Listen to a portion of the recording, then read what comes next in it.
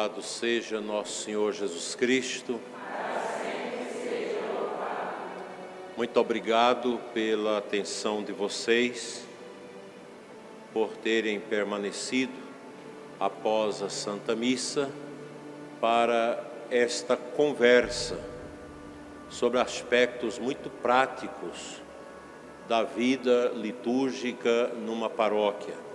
Nós queremos, com esta nossa conversa, ajudar vocês naquilo que é mais importante numa paróquia, a liturgia. Os nossos sacramentos, que são 7 ao todos eles têm e possuem um rito. Os sacramentos têm uma ritualidade que inclui orações e também leituras bíblicas. Vamos pensar no batismo. Mesmo no batismo de crianças, nós temos lá as sugestões das leituras. Alguém aqui trabalha na Pastoral do Batismo? Tem o pessoal da Pastoral do Batismo. Vocês acompanham os batismos aqui na igreja? Há um ritual que o sacerdote segue, que é o ritual aprovado pela igreja. Também na confissão, quando nós vamos confessar, o sacerdote segue um rito de acolhida do penitente, de escuta dos pecados, de aconselhamento, imposição da penitência, a escuta do ato penitencial ou exame de consciência, aquele não é isso? O nome da oração que nós fazemos, que o padre pede, o ato de contrição. É porque o dia hoje foi pesado e o calor já tirou até a memória. Então, o ato de contrição que quem veio para a confissão faz.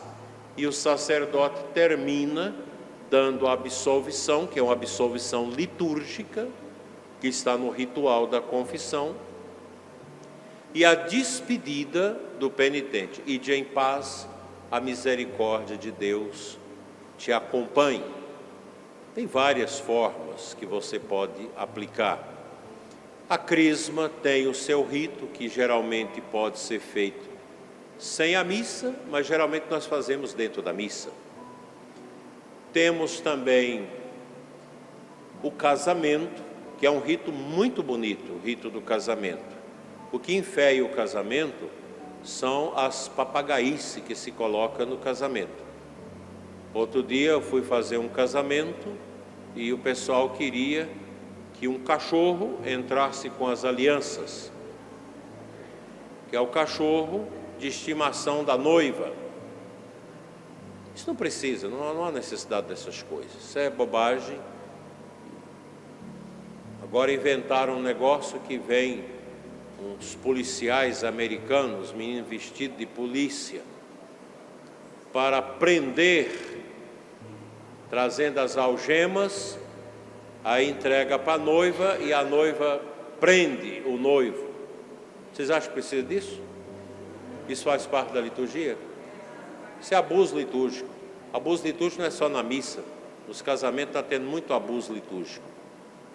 Então, essas bobagens. Outro dia um padre meu me ligou e falou: olha, vai ter confusão. Foi o que foi? Eu cheguei para fazer o casamento aqui na minha paróquia, o pessoal montou 2 árvores dentro da igreja. Oh, mas árvore dentro da igreja? Para casamento? O padre não aceitou. A menina falou que ia processar, não sei se processou. É abuso litúrgico, não existe isso. Se prevê as testemunhas. Testemunha de casamento não é padrinho, é bom que vocês saibam disso. Não é padrinho, é testemunha. Por isso pode ser ateu, pode ser crente, pode ser muçulmano, pode ser espírita, pode ser o que for. Se a pessoa é registrada, é brasileiro, é um testemunho. Uma eventual necessidade. Não, eu estava lá e realmente eles casaram. É uma testemunha, não é padrinho, não existe padrinho de casamento, existe o padrinho de batismo e de crisma. No casamento, não. Geralmente um casal assina, identificando ali, para um efeito às vezes de documentação, você tem a indicação de quem testemunhou e assinou esse seu testemunho no casamento. A unção dos enfermos. Hoje nós administramos uma unção dos enfermos. Tem o rito e tem lá a conclusão, unção dos enfermos. Você tem o sacramento da ordem, que é sempre celebrado dentro da missa. Tanto o diaconato, como o presbiterato, como o episcopado. Talvez numa situação de grande perseguição à igreja, pode-se dispensar disso, faz só o rito da ordenação, mas seria uma situação excepcional, com a licença do Papa, né? Por fim, a Eucaristia, a Santa Missa, que é o sacramento por excelência na Santa Igreja.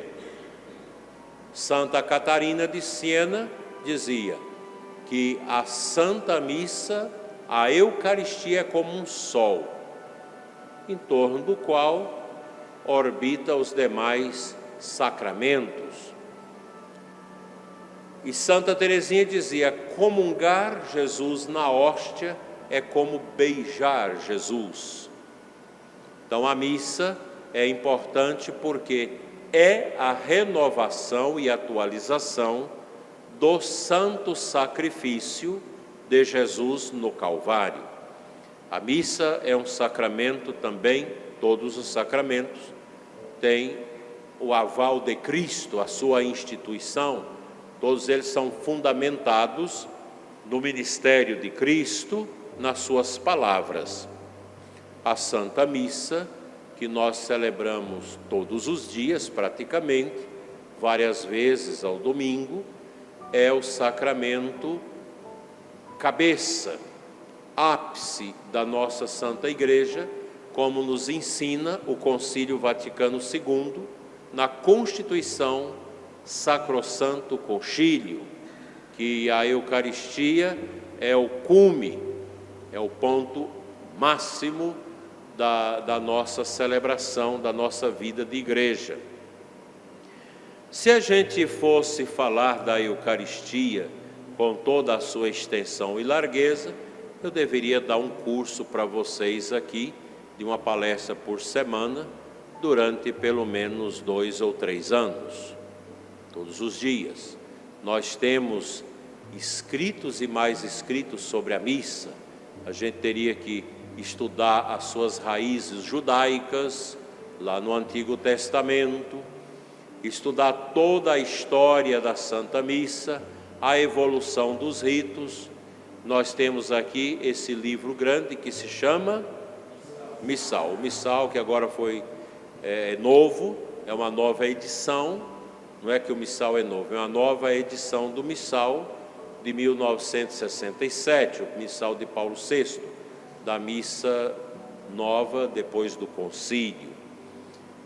Vocês sabem quantas missas, quantos missais nós temos na igreja? Me parece que 23, são 23 ritos católicos.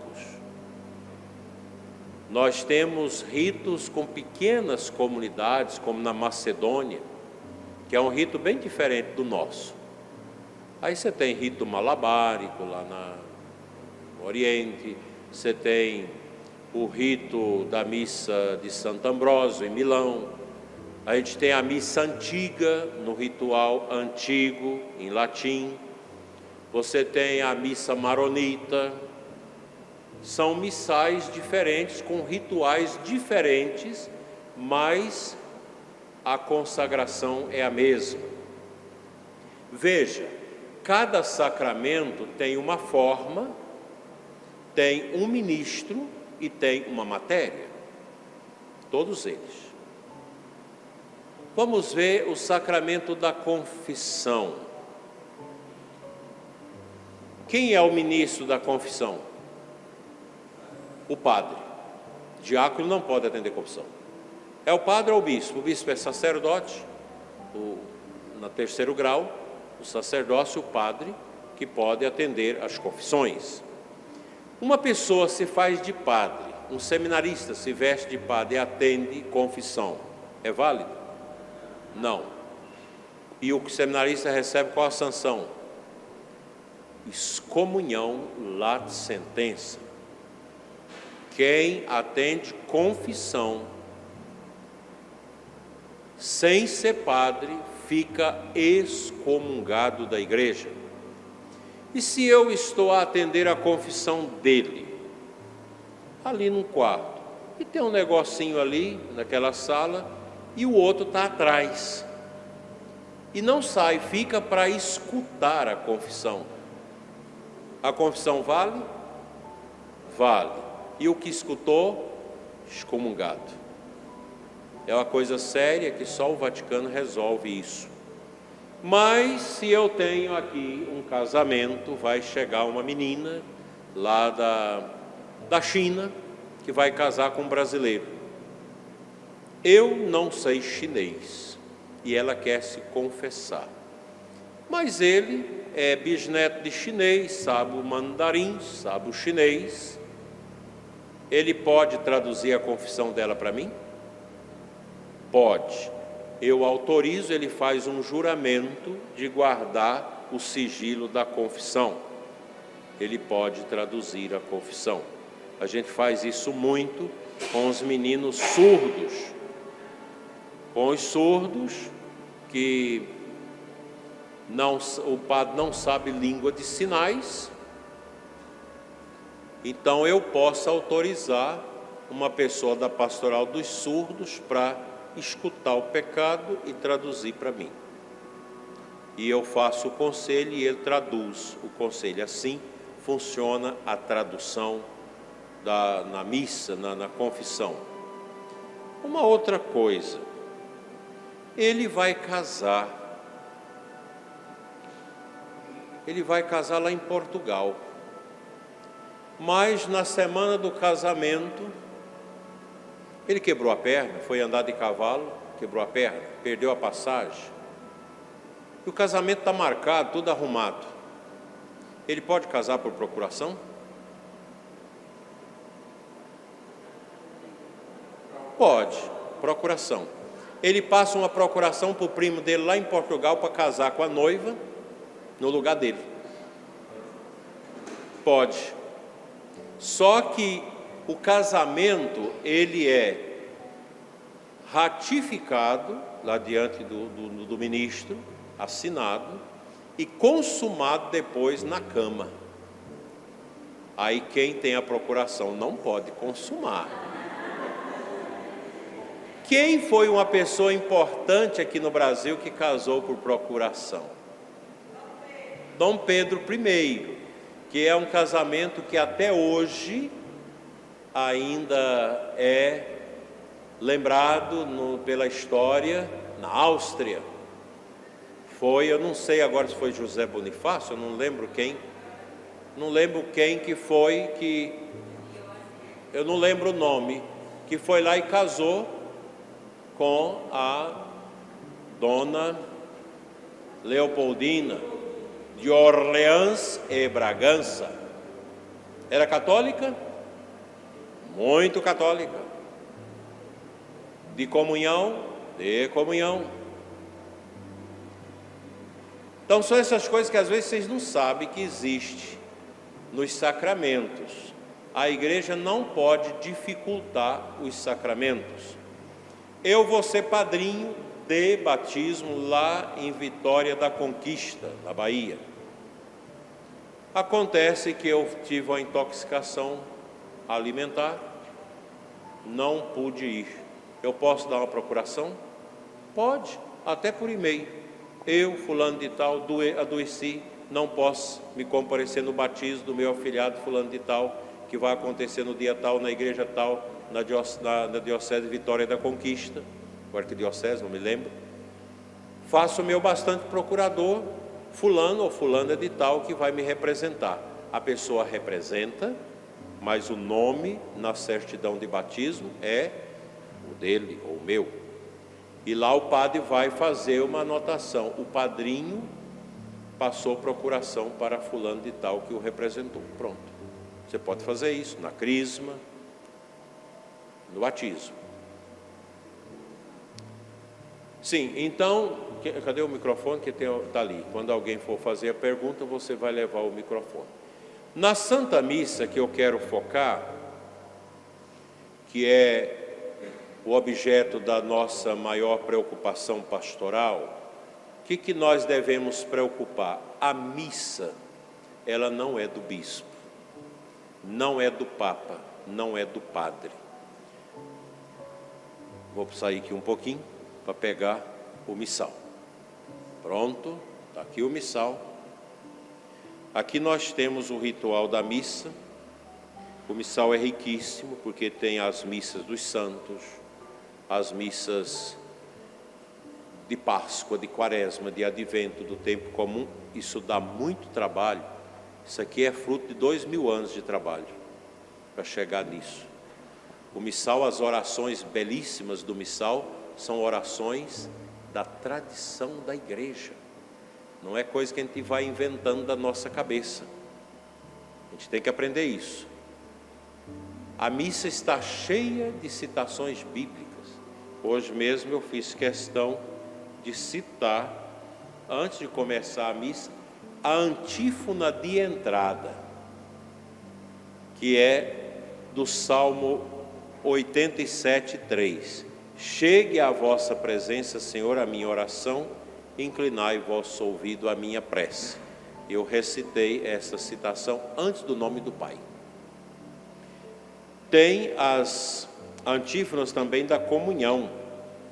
O padre pode, naquele silêncio que você faz depois da comunhão, recitar. Sempre são duas antífonas bíblicas, dos salmos ou dos evangelhos, ou dos livros sapienciais, ou das cartas do apóstolo. As orações do missal são muito bonitas e profundas, porque a missa, ela transcorre dentro de um rito que não me pertence, por isso eu não posso mudar. Outro dia alguém mandava um vídeo de um padre, ele mesmo inventa as orações da missa.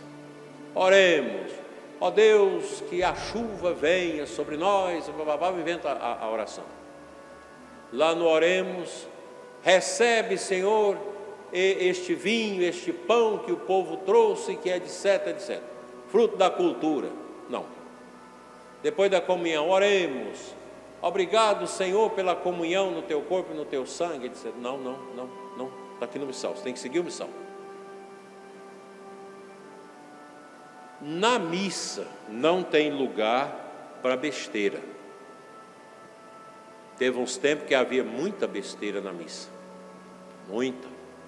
E ainda tem umas por aí, que a gente não deve copiar na diocese, algumas que passam na televisão.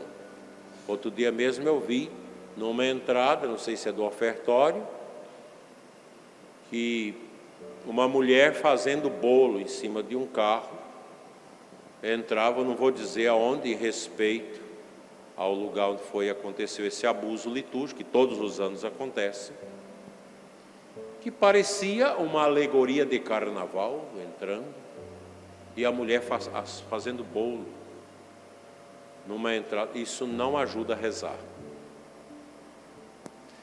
Eu vou fazer a missa sertanejo. Eu já fiz essas coisas erradas no passado, quando era padre novo. Fazer a missa sertaneja, o padre chega a cavalo, montado no cavalo, de chapéu, as missas, os cantos todos sertanejos, paródias. Lá na hora do abraço do Cordeiro de Deus, aí canta no ritmo do Luiz Gonzaga, a Asa Branca e outras músicas. Isso é abuso litúrgico. Não se pode. Eu compus uma missa, um canto para missa. É comum o povo chegar para... Bispo, eu compus um canto lindíssimo de comunhão. Meu filho, deixa eu ver. Aí quando você lê, não tem nada a ver com canto de comunhão. Porque a coisa mais difícil na igreja, uma das coisas mais difíceis, é compor canto litúrgico. Para você compor um canto litúrgico, tem que articular Bíblia, liturgia, tradição da igreja e os momentos. O canto litúrgico, geralmente, ele é comunitário. Dificilmente você acha um canto litúrgico que é no particular. É sempre nós. É bom estarmos juntos à mesa do Senhor e unidos na alegria, partir o pão do amor. Na vida caminha quem come deste pão, não anda sozinho quem vive em comunhão. Esse canto é de quê, gente? De ofertório, de entrada? Comunhão. Veja que a irmã Miriam Collins, minha amiga de venerável memória, infelizmente morreu, deixou muitos cantos. Tem uma missa dela só para o dia da morte, para o dia dos defuntos, missa de fúnebre. Coisa mais linda, né? A vida para quem acredita não é passageira. Lará, lalaré, lalará. Lindos cantos da irmã Miriam. Esse canto é antigo, foi do começo da vida dela, é um canto de comunhão que articula Bíblia, revelação divina, comunhão, vida de igreja, a beleza da comunidade reunida. Na vida caminha quem come deste pão, não anda sozinho quem vive em comunhão. Aí você pega um canto de ofertório, ofertas, singelas, pão e vinho, sobre a mesa colocamos, não é coloco não, colocamos, porque o canto é comunitário. Aí você tem um canto de ato penitencial. Você faz a oração, confesso a Deus Todo-Poderoso, o Padre da absolvição, aí você tem que cantar, o Senhor tem de piedade de nós. Você dá a absolvição, Deus Todo-Poderoso, aí canta ou reza. Geralmente se faz aquele Kyrie eleison, Christe eleison, Kyrie eleison. Que língua é essa? Não, é grego. Grego é um dos cantos mais antigos que nós temos na igreja. É tradução, é da tradição da missa grega, da igreja na Grécia. Que bonito, a igreja guardou isso, ó, de tempos e tempos. Os salmos também são para serem cantados. Se você pegar a Ave Maria e for cantar o salmo na missa com a Bíblia Ave Maria, vai funcionar? Não. Se você pegar qualquer Bíblia, não funciona, porque a tradução das leituras para a Bíblia é feita com muita técnica, com muita capacidade e com a possibilidade de você cantar, porque é traduzido numa linguagem mais poética. Você pode ver o salmo aí da liturgia e na Bíblia, é o mesmo conteúdo, mas a linguagem é adaptada para você cantar. Hoje a menina cantou para nós o salmo, foi você que cantou, né? Então você canta o salmo. Na missa, vamos fazer a entrada das enxadas, das foices. Antigamente tinha muito isso. Não há necessidade disso. Bom, mas se nós vamos fazer um mutirão para limpar a roça de um irmão que foi ofendido de cobra, a roça dele está no mato. Isso é um exemplo antigo, que hoje ninguém mais capina a roça com enxada. Mas aí vai fazer um mutirão e tem 10 pessoas que vão, mas não tem enxada. Vamos rezar uma missa por ele, que ele foi ofendido de Jaracuçu, está com a perna lá toda ruim, todo vermelho, não dá conta, a roça está morrendo no mato.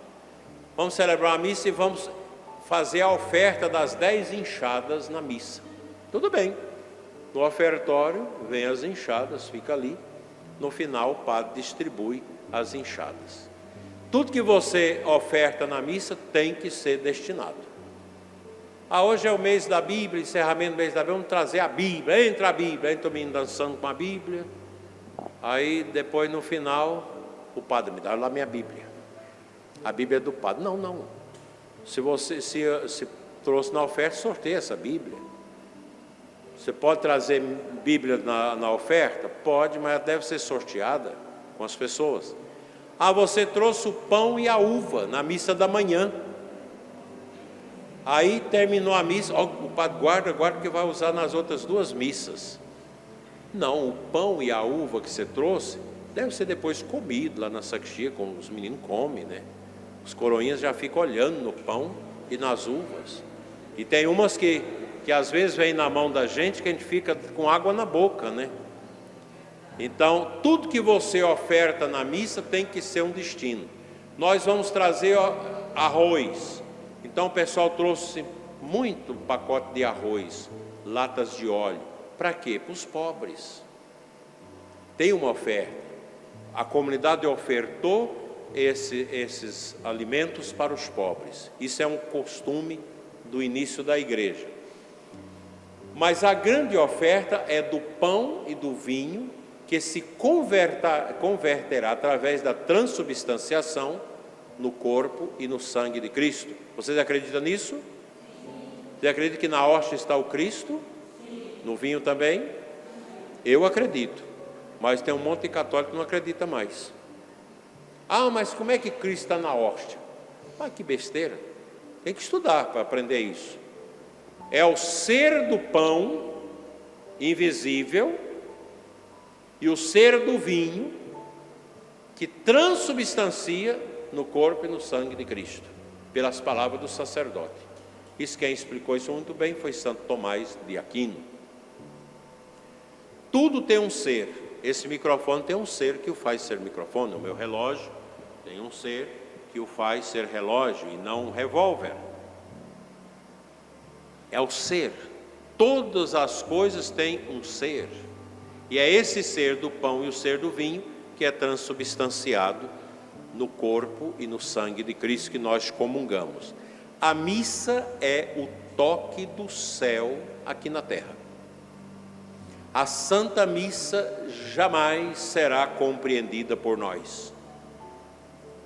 O Catecismo fala belíssimo da missa, não fala tudo. Papa Bento XVI falou demais da missa, não falou tudo. São Leonardo de Porto Maurício falou tão bonito das excelências da Santa Missa em 1742, não falou tudo. Ninguém falou tudo da missa, porque a missa foge à nossa compreensão humana. Ir à missa é ir ao Calvário de Cristo, dizia o Papa Francisco. Porque a missa é o Calvário. É Cristo que se nos dá na Eucaristia. O Concílio Vaticano II diz que a missa ela é coberta de uma presença do ressuscitado. Nosso Senhor está no povo batizado que vem para a missa, está no padre que faz as vezes de Cristo, está na palavra que é anunciada e está no pão e no vinho consagrados no seu corpo e no seu sangue. Daí que todos nós que agimos na missa, os ministros da comunhão, os cantores, os leitores, os acólitos, o padre, nós devemos ter um grande amor e um grande respeito à Santa Missa. A começar na sacristia. O zelo pelas coisas da sacristia, nós já falamos com o povo que cuida da sacristia.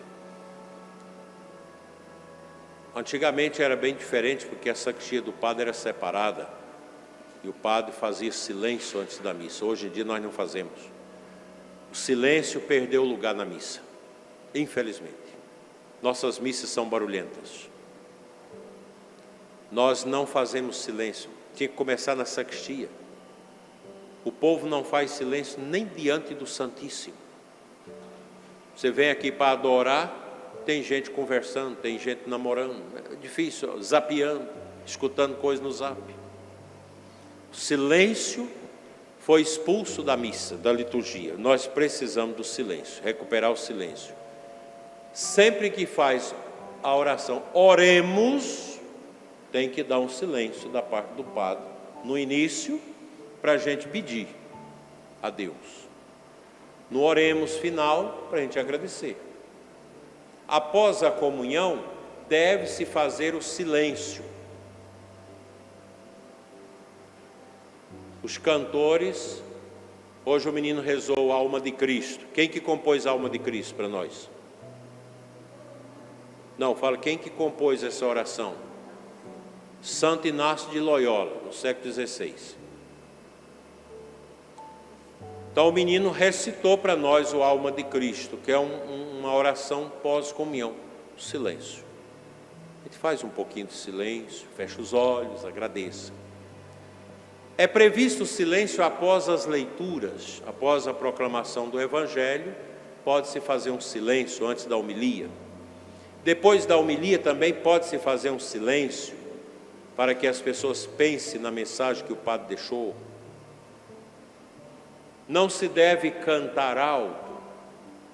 Na diocese, graças a Deus, já melhorou muito. A gente vai chamando a atenção, orientando, os meninos vão aprendendo. E hoje nós já temos uma liturgia mais silenciosa, sem bateria. Bateria não tem lugar de bateria na missa. Bateção de palmas, isso não tem sentido na missa. Tem sentido no grupo de oração. Tem sentido numa reunião de oração, num louvor, numa tarde de louvor. Sábado nós vamos ter louvor aqui. Cadê os missionários? Estão aí os missionários? Está lá. Vamos ter... Pode bater o batuque, pode pular, pode rezar com os jovens, mas escolha um momento de fazer silêncio. Vamos fazer o silêncio, botar a mão no coração, vamos orar em silêncio. O silêncio está cantando uma canção de amor e paz. O silêncio canta, o silêncio fala. Eu fiz o programa Oração da Manhã durante vários meses com um livro do Cardeal Sara sobre o silêncio. Quem escuta meu programa deva ter escutado. Foi umas reflexões muito boas sobre o silêncio. Então, todos nós devemos cumprir a nossa obrigação bem. Quem vai ajudar na missa deve chegar mais cedo, adorar o Santíssimo, preparar. Quem vai ler deve ler antes de vir para a missa a leitura. Hoje é fácil, você tem tudo isso no aplicativo. Quem quiser gastar aí uns 20, 30 reais e comprar um aplicativo para sempre, que é o aplicativo da Conferência dos Bispos, onde tem todo o ritual da missa, onde tem ofício de Nossa Senhora, via sacra, rosário, muito bem contemplados, diversas orações, onde tem a bênção do Santíssimo, tem o tantum ergo, tão sublime sacramento. Quem compôs o tão sublime sacramento? Santo Tomás de Aquino, no século XII. A igreja conserva. Bonito. Lembra daquele canto que a gente canta na vigília de Páscoa? Exulte, os anjos da desção cantando. O exulta, lembra? Esse canto é do século III.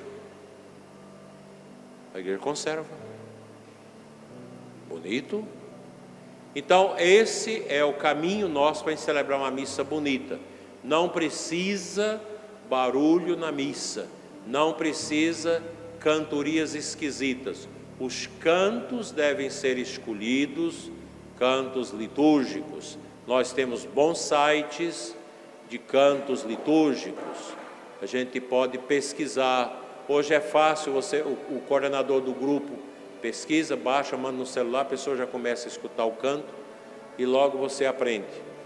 Os cantos da quaresma, você pode cantar os mesmos cantos durante a quaresma, durante o ano, o advento. Não precisa todo domingo inventar canto novo. Canta os cantos, o povo deve cantar também, canta baixo. Esses cantos antigos, no tempo comum, ajuda muito. Muito bonito. Os cantos do advento, os cantos do Natal são bonitos. Ah, mas o ano passado a gente cantou. Canta de novo, você já sabe, para que trocar? Não precisa ficar trocando os cantos. O Pai Nosso não é o mesmo, toda a missa? E aí não cansa? Os cantos também não precisam ter aquela preocupação de ficar sempre renovando canto. Agora eu deixo em aberto alguma pergunta que vocês queiram fazer sobre liturgia.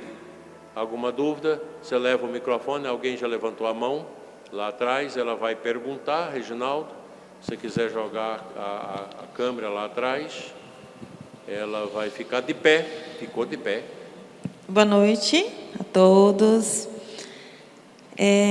Então, Dom Adair, eu tenho uma dúvida, porque eu ajudo na pastoral do batismo e também na familiar. Surgiu em uma ocasião um questionamento e eu não soube responder quando falávamos sobre os sacramentos. E nós trabalhamos o itinerário para noivos.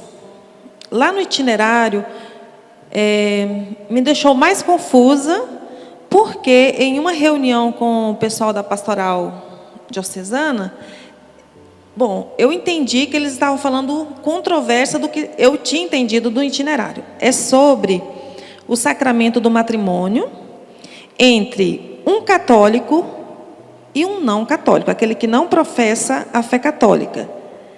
A pessoa me perguntou no curso de batismo, eu falei, olha, eu não sei te responder, mas eu vou tentar me informar. Aí, no itinerário lá, eu entendi que poderia. Existe um tipo de casamento aí, recebe um nome, em que pode se casar um católico com um não católico. Aí quem vai receber o matrimônio é só o católico. Eu não sei como é não, mas foi isso que eu tinha entendido. E eu quero saber como funciona isso. Alguém sabe responder isso, gente?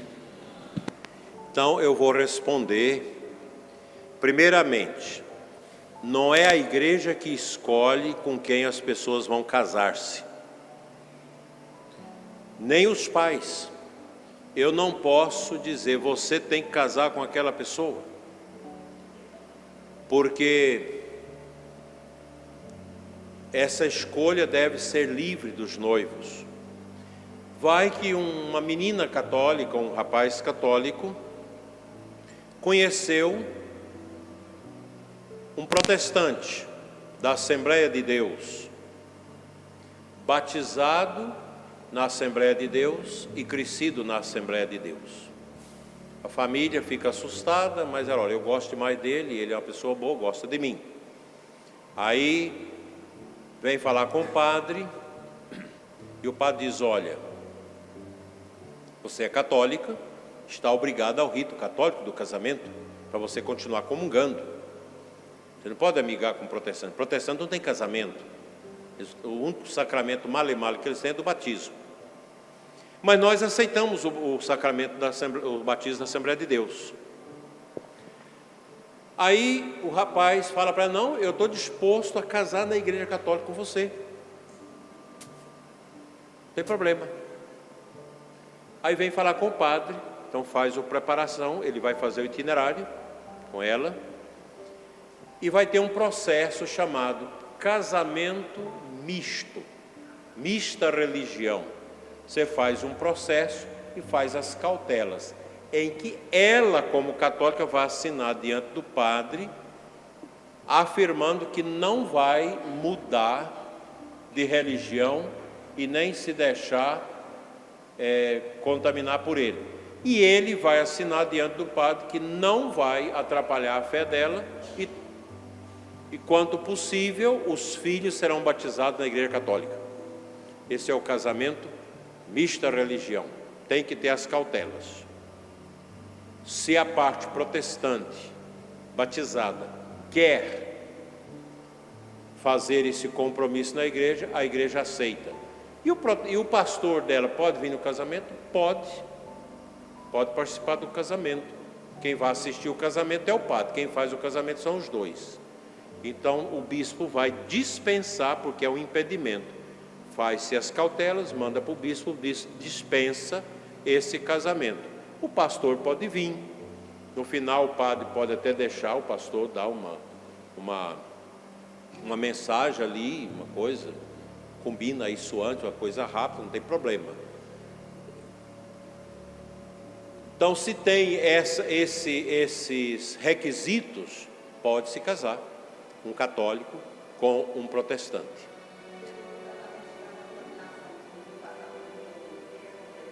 Aí é diante de Deus, porque você fez um juramento assinado. Isso tem que ser muito conversado, o padre tem que explicar muito isso, e tem que dar um tempo para eles pensar. Primeiramente ela vem conversar, o padre vai tentar dissuadi-la. Fala, olha, o casamento de católico com evangélico é complicado, porque a questão de culto, você tem a missa, ele tem o culto. Eu conheço casais que casaram, vivem bem, vem, os meninos, um seguiu o pai, as duas meninas seguiu a mãe, então eles vêm, param na porta da igreja católica, desce ela com as duas meninas e ele segue para a igreja evangélica. Depois volta, pega ela. Às vezes, em alguma coisa, ele vai à igreja católica com ela. Ela ficou, por exemplo, ministra da comunhão. Ela vai receber a investidura. Ele foi assistir. Às vezes, ele também, lá na igreja dele, tem função, tem um culto. Ela vai lá para prestigiar o marido, mas sem contaminar com o protestantismo. Então, tem essas coisas. Primeiramente, a gente fala, olha, é bem complicado. Mas a igreja não determina com quem você vai casar. Primeiro a gente orienta, fala, é bem complicado, está na hora de você largar isso. Não, mas não tem jeito, a gente é carne com a unha, não tem como, foi um relâmpago e nós estamos unidos, não tem jeito.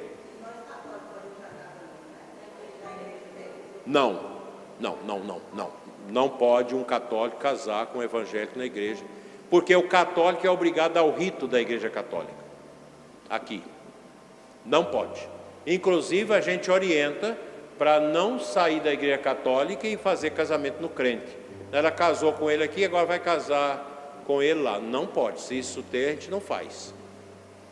Aí, o rapaz acha uma moça na faculdade, ateia, não batizada, pagã. Pode casar? Pode. Pode casar um católico não batizado.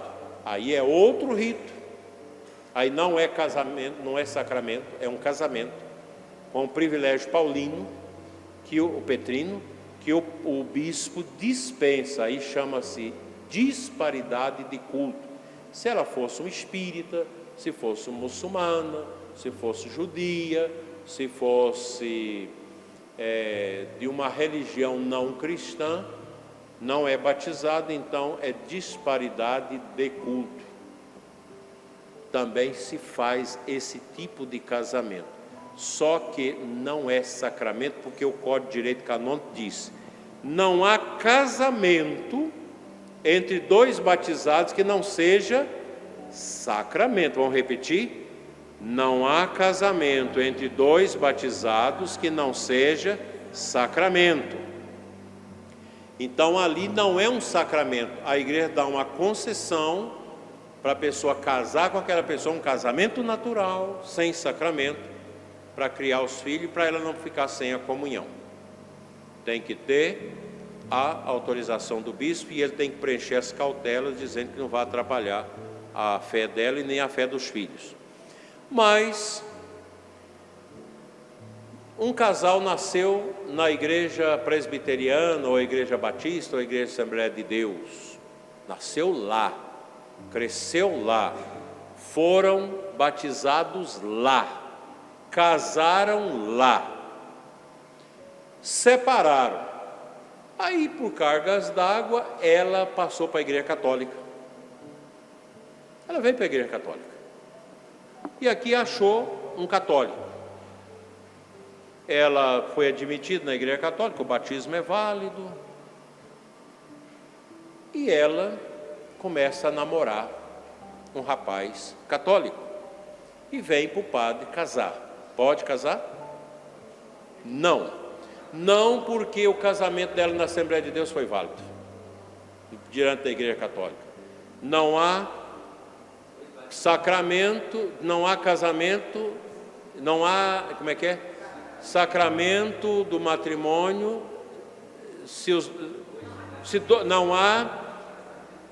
não há casamento sem que os dois sejam batizados. Então os dois são batizados. Nós acreditamos no batismo do crente dessas igrejas. Cresceram lá, casaram lá, é sacramento. Para poder casar, mas ela fala, mas como é que eu faço? Eu apaixonado dele, eu apaixonado na Eucaristia, como é que eu faço? Olha, minha filha, vamos fazer a nulidade do seu casamento na Assembleia de Deus.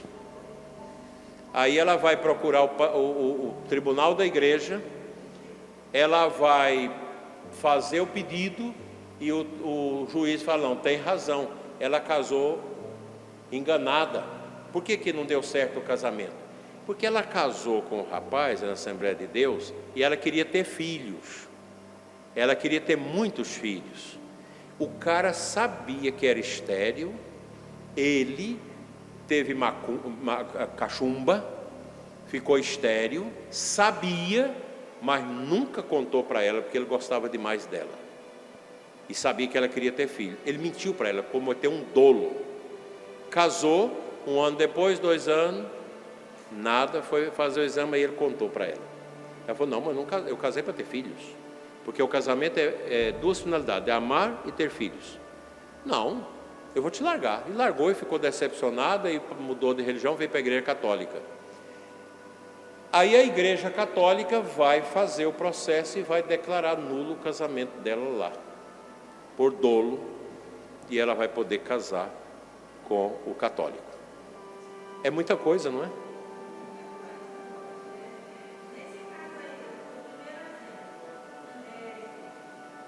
Cadê o microfone na mão dela, gente? O menino está lá atrás e não espia. Aí no caso do primeiro exemplo que o senhor deu, da moça católica, né? Que se casou com um rapaz evangélico. O sacramento, quem recebe é só a moça? Não, os dois. Mesmo ele sendo de outra... Porque o batismo dele é válido.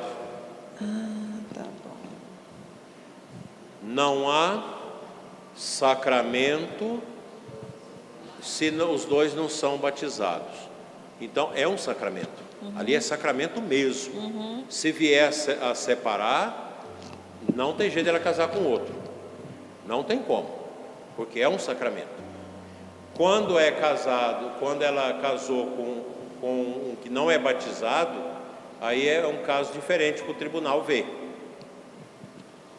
E outra coisa, pensa aqui, casou com a menina que não é batizada, casou com um casamento de disparidade de culto, o casamento que não é um sacramento, mas é um casamento natural, e ele, muito santo, acabou convertendo a mulher. E um dia ela falou para ele, eu quero ser católica, quero ser batizada. E o padre Denis vai batizá-la na vigília de Páscoa. Quando o padre batizou ela ali, o casamento dela virou sacramento. Aí deixou de ser apenas um casamento natural, virou sacramento. Olha que coisa impressionante. São as coisas santas de Deus. Eu acho que nós já temos que terminar, porque já é quase meia-noite. Tem mais alguma pergunta? Eu acho que lá atrás tinha alguém. Sim, aquela lá, pela ordem, a senhora lá atrás. É sobre o batizado. É porque teve um caso na nossa família, nós ficamos esperando até concretizou depois o batizado, mas tivemos que arrumar outro padrinho. Quando a madrinha estava, o padrinho não estava, por causa de trabalho. E morava em Brasília e parece que o outro em Goiânia. Naquele caso lá da procuração que o senhor falou, pode acontecer numa distância mínima, sim, ou só de estado e país? Pode acontecer, né? Você pode dar uma procuração para alguém te representar no batismo ali em São João da Aliança ou em Alto Paraíso, mas você tem que fazer a preparação. A procuração vai junto com a autorização do padre. Não, ela fez a preparação, ela está preparada para ser madrinha. Então o procurador dela vai ser fulano de tal. Aí o procurador não precisa nem de fazer a preparação, ele vai só representá-la lá. Só o próprio padrinho. A procuração. E sobre o cântico que o senhor estava falando aí, aquele cântico, parece que eu entendi que sempre tem que ser no plural, nós, todos, englobando todos. Tem alguns cantos litúrgicos que não são, mas são raros. Isso. Inclusive, quando o senhor cantou aquele cântico, eu lembrei daquele que fala assim, eu quis comer essa ceia agora. Esse canto, eu não sei se lá no meio dele tem alguma referência à comunidade, mas ele é um canto que pode ser cantado, embora não tenha o elemento comunitário, mas é provável que talvez alguma alusão pode ter lá nas estrofes, que eu não lembro agora, mas se pode cantar sim. Tem alguns cantos litúrgicos que são em primeira pessoa, mas geralmente quase todos são na segunda pessoa. Mais uma pergunta só para a gente ir embora. Tem duas? Tanto faz duas. Duas, pela ordem. É sobre a questão da confissão. O senhor falou que quando uma pessoa, por querer, escuta uma confissão, é excomungado. Excomungado. E se por acaso, vou dizer, aconteceu comigo, sem querer... Não, aí não é. Então tá. Aí não é. Então estou livre. De repente você... É porque eu estava num retiro, aí no momento que eu estava descansando, o padre, sem saber que eu estava lá, do outro lado, e eu estava dormindo. Aí quando do nada eu acordei, estava tendo a confissão. Aí nesse caso... Não vi a cara da pessoa. Nesse caso você tem que falar, desculpe, mas eu estou aqui. Você tem que avisar que está ali, para você não continuar escutando. Mas se você, caso escute involuntariamente, você guarde, se você escutou um pecado, você não pode revelar esse pecado. Se você revela, você comete o mesmo pecado do padre. Conversei com o padre. Pronto, o padre te falou, não revela. Pronto. Pela ordem, a senhora lá aqui leva o microfone. A senhora... Dona Daí, é simples. Desculpa, viu, padre, mas eu vou fazer a pergunta. O tempo de duração de uma missa assim, normal, com a homilia, eu gostaria que o senhor falasse um pouquinho sobre isso. Não é fácil você determinar quanto tempo deve durar uma missa. Por exemplo, eu vou celebrar uma crisma, essa missa vai ser mais demorada. O bispo pode pregar mais, porque você nem sempre vem à comunidade. Então você pode fazer de uma homilia um momento também de exortação, de formação para a comunidade. Geralmente a homilia, o normal é 15 minutos, mas eu prego às vezes até 30 minutos, conforme o lugar. Não é bom, mas eu percebo se o povo está antenado naquilo que eu estou falando. Mas minhas homilias às vezes passam de 20 minutos. Hoje eu não sei quantos minutos foi, Reginaldo, você marcou? Foi uns 20 e poucos minutos hoje. Então as minhas homilias, sobretudo na visita pastoral, você aproveita para falar mais alguma coisa para o povo, né? Então uma missa na catedral, na parte da manhã, de segunda a sábado, ela dura 40 minutos. Meia hora, começa às 7h15, termina às 7h45. É cronometrado, a homilia é 4, 5 minutos. Não tem canto das ofertas e nem preces, porque é uma missa simples para o povo que vai trabalhar. Hoje foi 19 minutos minha homilia, 19 minutos. Passou 4 minutos daquilo que é a regra, né? Mas tem padre que prega só 8 minutos, 10 minutos, depende. Eu vou pregar, é um assunto muito importante. Ontem foi 15, a minha homilia. Então, é um momento muito importante. O padre vai celebrar, por exemplo, uma primeira comunhão. Tem muitos pais que ali não sabem o que é a missa. Muitas mães, o avô que veio, que nunca vem à igreja. O padre vai fazer uma homilia acolhedora, não vai ficar martelando, brigando com o povo, mas vai mostrar a beleza da missa. Às vezes ele precisa falar um pouquinho mais para aproveitar que aqueles peixes que estão fora do aquário estão ali hoje. Então depende. Às vezes você vai ter 4 missas na paróquia. Cansa, celebrar a missa cansa. Então o padre pode falar, hoje, por exemplo, qual canto que eu não cantei hoje? O santo, não cantei o santo, porque estava quente, tinha essa palestra aqui, vamos diminuir aqui 1 minuto, 2 minutos, e não vamos cansar também os cantores. Então você pode, geralmente deve ser combinado isso antes, mas nós não combinamos, então eu cortei, pode cortar tranquilamente. Então é assim, louvado seja nosso Senhor Jesus Cristo. Gente, vamos aprender a participar bem da missa e dos sacramentos. Quando for confessar, confesse bem. Quando for a missa, participe bem da Santa Missa. Eu agradeço a paciência de vocês, já vou encerrar. O Senhor esteja convosco. Abençoe-vos Deus Todo-Poderoso, Pai, Filho e Espírito Santo. Vamos em paz, Deus vos acompanhe. Desculpe se alguma coisa não ficou clara para vocês, que eu também não sei tudo.